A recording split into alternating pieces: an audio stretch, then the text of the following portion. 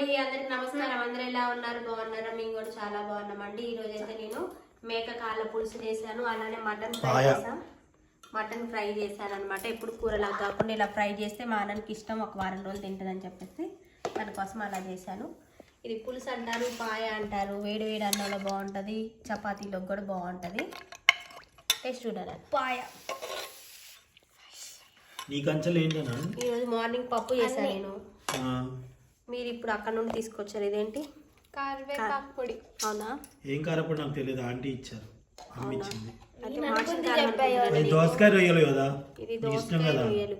చెప్పాను చేస్తా అని నీకు ఇదేస్తామట. నా నిండుగా అయింది ఇప్పుడు నా ప్లేట్. నిండుగా అయిందా? నాకు టేస్ట్ చేస్తున్నా చెప్తే నేను అన్నం చేస్తుంది. ఏం పెట్టానండి నాకు కొంచెం. మరి అంత వద్దు, కాలుతో. నేను తినాలి, ఆకలి అవుతుంది కానీ అండి.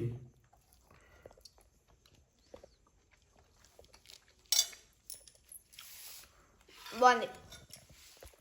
ఈరోజు వంటలు అయితే ఇవన్నమాట. ఎలా ఉందా? సూపర్. అవునా? బొక్కల పులుసు అయితే అయిపోయింది అనమాట. మేకకాళ్ళ పులుసు, అలానే ఒక అరకిలో మటన్ తీసుకున్నానండి. శుభ్రంగా కడిగి పక్కన పెట్టేసుకున్నాను. ఒక పెద్ద సైజు ఉల్లిగడ్డ తీసుకొని పొట్టు తీసి నీట్గా కడిగి సన్నగా ముక్కలు కట్ చేసి పెట్టుకున్నాను. అలానే 4 పచ్చిమిరపకాయలు. ఇప్పుడు ఈ మటన్ కూడా వండుతున్నాను అనమాట. ఇప్పుడైతే స్టవ్ వెలిగించేసుకొని రెగ్యులర్గా వాడే ఒక గిన్నె అయితే పెట్టుకున్నాము, చట్టి గిన్నె. చాలా ఈజీగా సింపుల్గా చేసి చూపిస్తానండి మటన్ అయితే నా స్టైల్లో. నేను ఎలా చేస్తాను ఏంటనేది. మా అమ్మ అయితే ఇలానే చేసేది, నేను మా అమ్మ దగ్గర నేర్చుకున్న మటన్ వండటము. ఇప్పుడు దీంట్లో ఒక 2 పావులు ఆయిల్ వేయాలండి.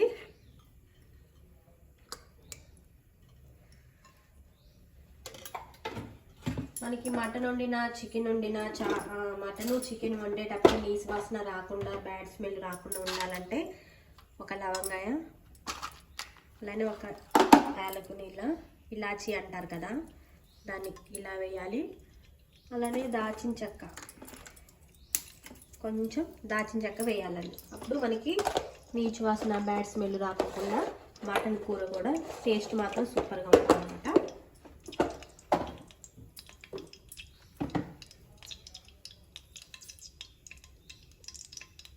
ఇవైతే కొంచెం ఆయిల్లో అది మగ్గనివ్వాలి.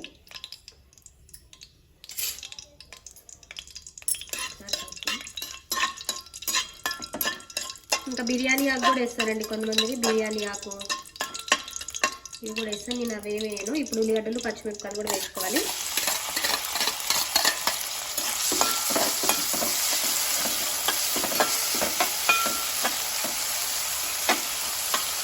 ఉల్లిగడ్డలు పచ్చిమిరపకాయల్లో మంచిగా మగ్గాలండి.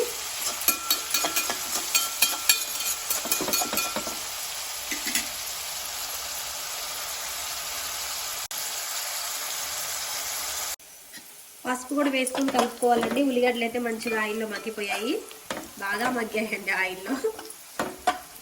ఇప్పుడు దీంట్లో మటన్ అయితే వేసుకోవాలి. కడిగి పెట్టుకున్న మటన్ని కూడా వేసుకోవాలి.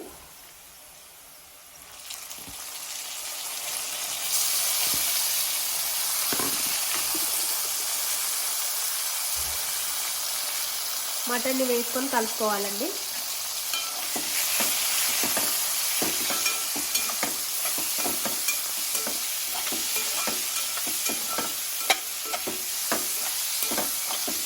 ఉల్లిగడ్డలు బాగా మగ్గాయి.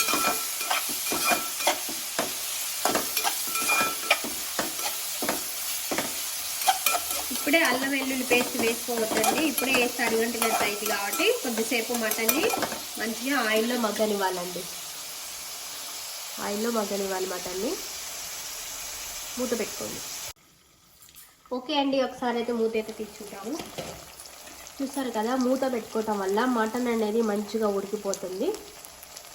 ఒకసారి అయితే కలుపుకోవాలి. సన్నటి మంట మీదే మటన్ని మంచిగా మనం ఫ్రై చేసుకోవాలి ఆయిల్. ఆల్రెడీ మేకకాళ్ళ పులుసు పెట్టాం కాబట్టి మళ్ళీ ఇది కూడా పులుసుగా ఉంటే బాగోదు కాబట్టి కొంచెం ఫ్రైలా చేస్తే బాగుంటుందని చెప్పేసి నేనైతే ఫ్రైలా చేస్తున్నాను. ఆయిల్లో మంచిగా మగ్గిపోయింది.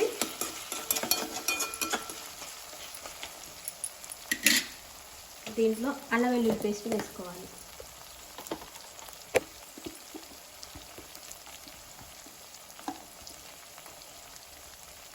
ఒక స్పూన్ అయితే వేసాను అనమాట అల్లం వెల్లుల్లి పేస్ట్.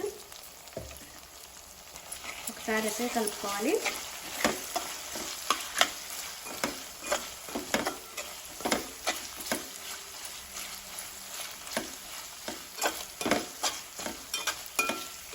మేము పసుపు కొమ్ములు తీసుకొని ఎండబెట్టేసి పసుపు పట్టించుకున్నాం అనమాట.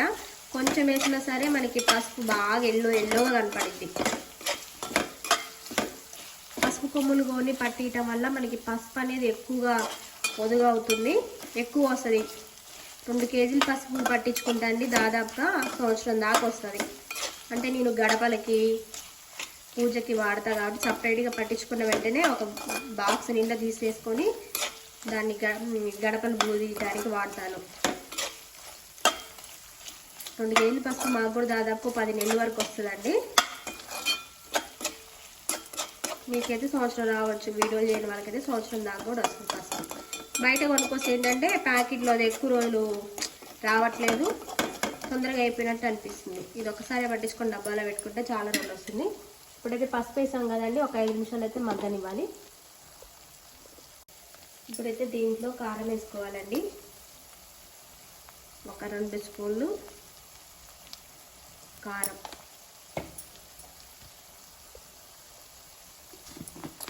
అలానే సాల్ట్ కూడా వేస్తున్నా. ఒక 2 స్పూన్లు సాల్ట్ కూడా వేస్తున్నానండి, సరిపోతే వేసుకోవచ్చు అని. అలానే కొంచెం మసాలా కారం వేస్తున్నా, 1 స్పూన్ వరకు. దీంట్లో అన్నీ పట్టేసి ఉంటాయి అన్నమాట. మసాలా కారం మేము అక్కడ పట్టించుకొని వచ్చాము మొన్న ఆంధ్ర వెళ్ళినప్పుడు.